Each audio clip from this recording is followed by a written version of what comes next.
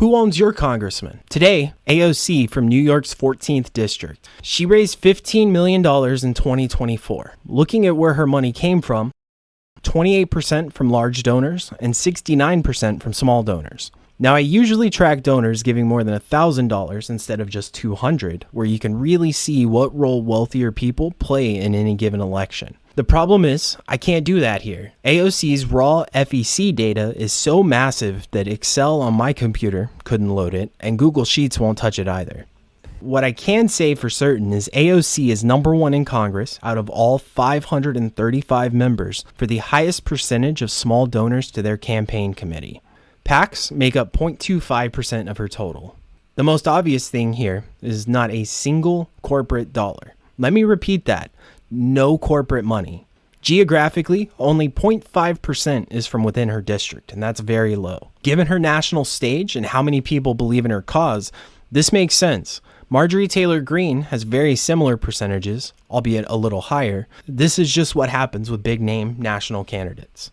Imagine if you could only donate to candidates on your ballot.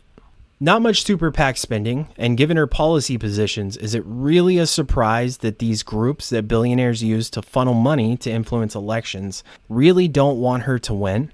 I think everyone can agree that a Republican candidate had no shot in this district, and so let's look at her primary challenger. He wasted $400,000 trying to represent Wall Street interests, and I love that for him.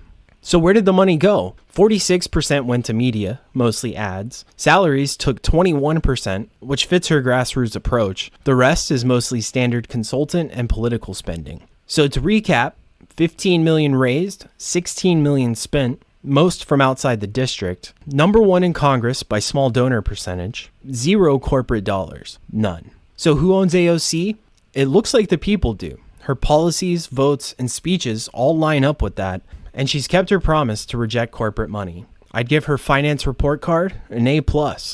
Now, to my conservative friends and viewers, I'd like to ask you to look at what bad shit you've heard about her and ask yourself, is the criticism true? And who paid money to make you believe that? Intellectual honesty comes first, and so I've judged the facts the same way I've judged past videos.